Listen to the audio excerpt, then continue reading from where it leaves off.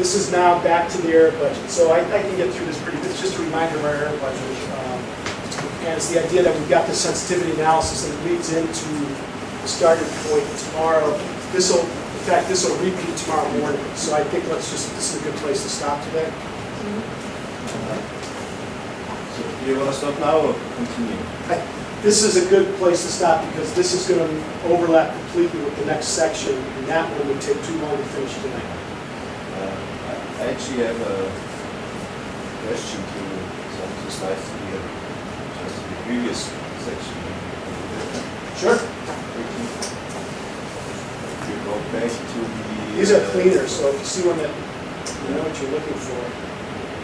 From comparison, we said if we take out the really good days, that slide, it doesn't really change anything. Yes? This one and that one. That one's good. Yeah. Okay.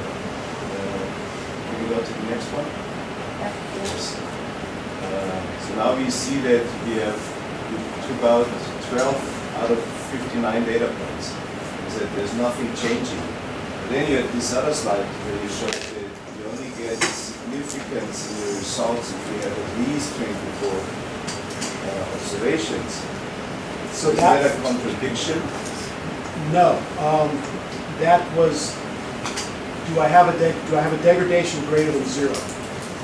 So I needed 24 data points to discern that a 2% per year degradation was real. And it's basically not 0. Versus this, which is saying that if I have the same population, and I'm assuming what's nice about Landsat 7 was there was no degradation.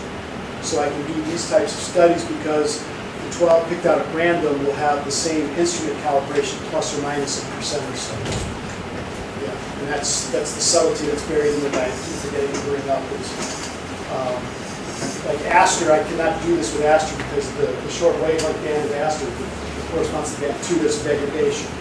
So I have to make sure that I'm doing it in radiance there, and that I have the right format of the data that takes into account that degradation. The same would be for Beers or something, or Modus is a good example.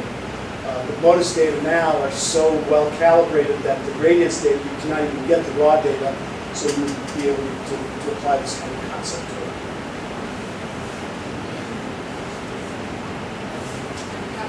The questions I also have we have a recommendation of some paper to, I don't know, literature about what we actually do for having different data set with the ASD or the other classification. Is there something? So is there a publication that says how to collect data, or is there a publication that says what you should actually know something? I don't know what they're saying. Because I think every institute is producing their own kind of checklist what to do. I was just wondering if maybe there's something that is already in somewhere. I know that there was something from the years that I used to invest in mine, but they were not really complete. So, you command or go ahead, please, because I know we've never done it because we could never get it past Marv Bauer and some of the other editors to actually get it published. Yeah, but about a month ago, because I was putting together with Andreas a paper, actually also including this part, what's out there. So just by doing a quick web search, there's excellent documentation from the University of Edinburgh for field sampling, for referencing, for the measurement guides for the processing. We also got one within our ACE Tools slide bit.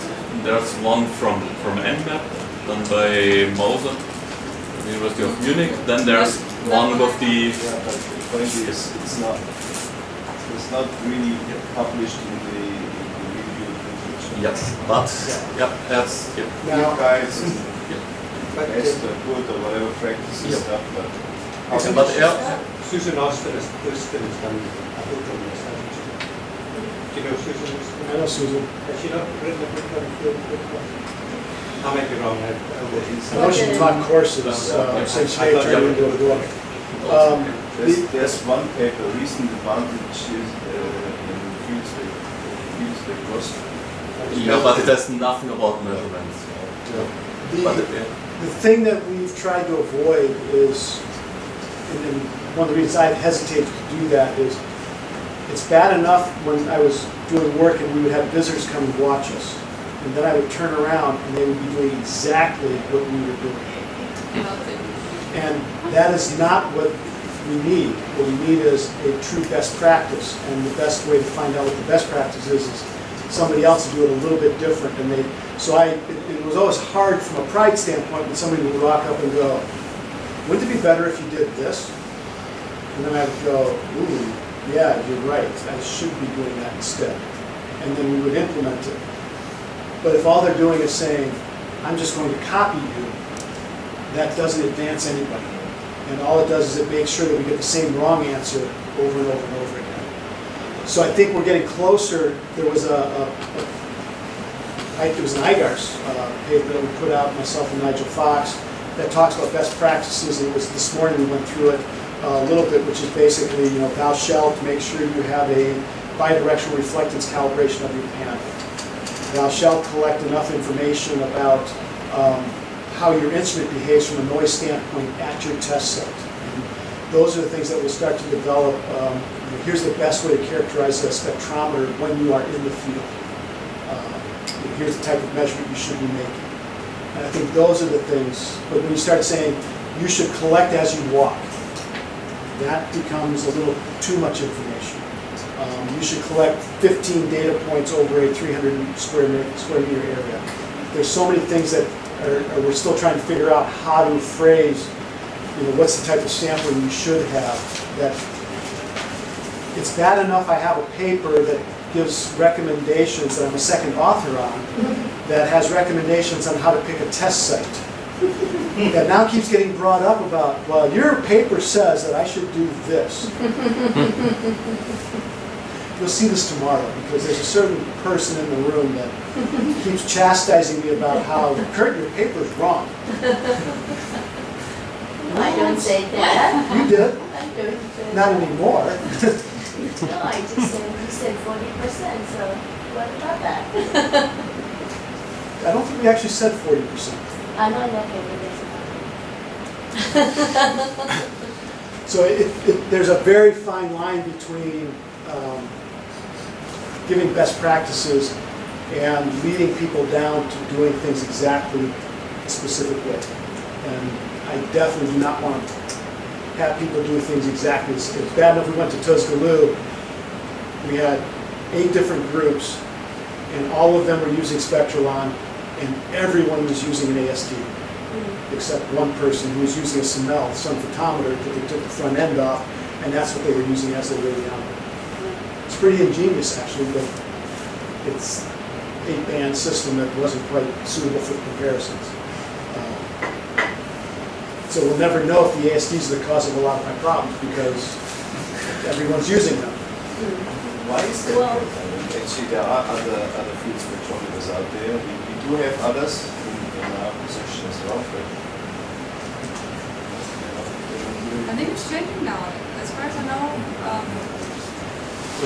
that most of the people are using Spectral Evolution, Zeiss is now, and part of it is the ASTs are getting much harder to get. It is. It's the customer service is not very good any longer. The concentration of the company has moved towards doing a different business model. So the spectrometer, they're not advertising them any longer. The groups that were using them have moved on to something else. Part of the problem is there were 3 groups that were doing validation, a lot of validation, and a lot of vicarious calibration type work. And those 3 groups started using ASTs. And everybody started copying. And then we started to point out, and then they would come back and say, well, don't you know about this problem? We go, yeah, but you've got to do this, this, and this to avoid it. Well, that's no good. And so, but it was too late. They'd already spent their $100,000, and they did not know about a different instrument. There was no easy one to use. Spectral Evolution, I really struggle with. It's a difficult instrument to use for vicarious calibration the way we've been collecting in the past. So we have to change the collection approach in order to take advantage of the specific way they collect data. I also think use it, and I think it's like for doing manual, but No, operation is straightforward, but it's designed for people who are doing point measurements of a few things, not trying to cover a large area. Because it doesn't have a backpack.